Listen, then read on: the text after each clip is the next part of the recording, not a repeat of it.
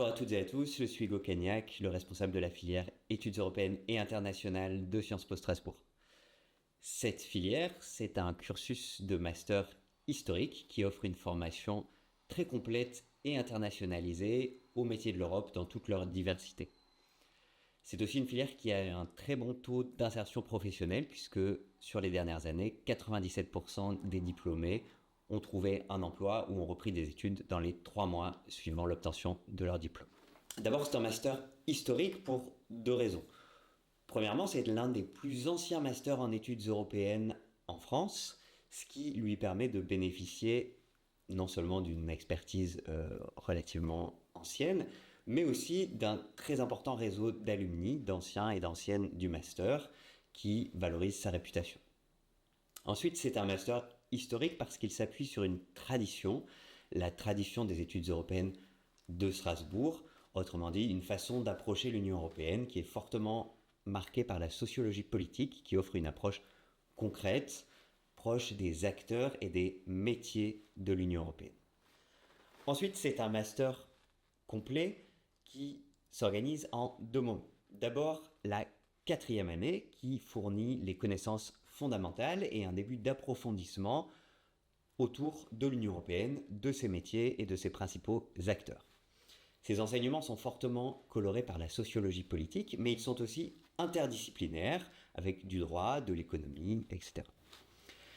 Au cours de la 4e année, il y a aussi une dimension nettement plus professionnalisante qui est le stage de terrain au Parlement européen pendant 1 semaine en immersion en groupe. Et enfin, il y a aussi au cours de la 4e année un début de spécialisation avec le choix de diverses options qui guident vers la 5e année. Ensuite, en 5e année, vous avez le choix entre 4 parcours de Master 2 différents. D'abord, le Master 2 Politique européenne et gouvernance, GOV, qui offre une formation généraliste au métier de la gouvernance européenne avec un accent qui est mis particulièrement sur les questions des valeurs de l'Union européenne et de l'état de droit. Ensuite, le Master 2 Politique européenne et politique sociale et environnementale qui met l'accent, comme son nom l'indique, sur les politiques sociales et environnementales mises en œuvre par l'Union européenne. Troisièmement, le Master 2 A2ES, Affaires européennes, Europastudien, qui est un master de spécialisation franco-allemande sur les affaires européennes. Enfin, quatrièmement, le Master 2 CESI, Sécurité de l'Europe et Stabilisation internationale, qui met l'accent sur les questions de sécurité et de défense. En complément de ces 4 parcours de Master 2, il est à noter que dans la filière études européennes et internationales, il y a aussi 2 doubles diplômes dans lesquels les étudiants et les étudiantes passent une première année soit à l'université Jagiellon de Cracovie en Pologne, soit à l'université de Viadrina à Francfort-sur-Oder en Allemagne, avant de rejoindre Strasbourg pour la dernière année du Master 2. Et enfin, il y a aussi un partenariat avec le CUEJ, l'école de journalisme de l'université de Strasbourg. En plus de ce caractère très complet et très internationalisé, notamment grâce à ces doubles diplômes de la filière études européennes et internationales, il faut aussi souligner que c'est un cursus qui est très professionnalisant, pour différentes raisons. D'abord, je l'ai déjà évoqué, le stage de terrain en 4e année, qui permet de passer 1 semaine complète en immersion au Parlement européen. Mais aussi grâce au très grand nombre d'intervenants et d'intervenantes professionnels en M2, qui, en venant de différentes institutions, de la Commission au Conseil de l'Europe, passant par l'agence environnementale, viennent partager leur savoir et leur savoir-faire avec les étudiantes et les étudiants.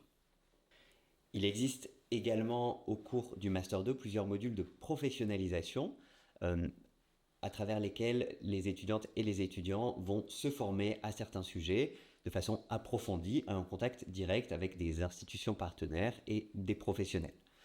C'est notamment le cas des groupes de travail de M2 qui impliquent un travail en groupe avec différents partenaires institutionnels, de la gendarmerie à l'Eurométropole, en passant par le Parlement et d'autres institutions européennes en fonction des aides. Enfin, cette dimension de professionnalisation se manifeste à travers la variété de débouchés qui sont offerts aux étudiantes et aux étudiants à l'issue de ce master, que ce soit au niveau de la fonction publique européenne, avec notamment un bon taux de réussite pour rentrer par la suite au Collège d'Europe à Bruges, mais aussi pour travailler à la Commission européenne ou au Parlement. Un certain nombre d'anciennes étudiantes et étudiants du master sont aujourd'hui assistants parlementaires notamment. Ces débouchés se trouvent non seulement au niveau de l'Union européenne, mais aussi au niveau des secteurs Europe de différents ministères nationaux, mais aussi au niveau plus local, comme à l'Eurométropole, notamment pour traiter toutes les questions européennes à un niveau plus local. Pour finir, c'est donc un master qui est très complet, fortement internationalisé, qui présente de très bons débouchés professionnels et, ce qui est peut-être aussi important dans le choix d'un parcours d'études, qui traditionnellement s'appuie sur une bonne ambiance de promotion qui est animée notamment par l'association du Master Europe, qui rassemble les étudiantes et les étudiants de 4e année et de Master 2 pour faire vivre cette promotion à travers l'organisation de différents événements, comme par exemple les voyages à Luxembourg et à Bruxelles.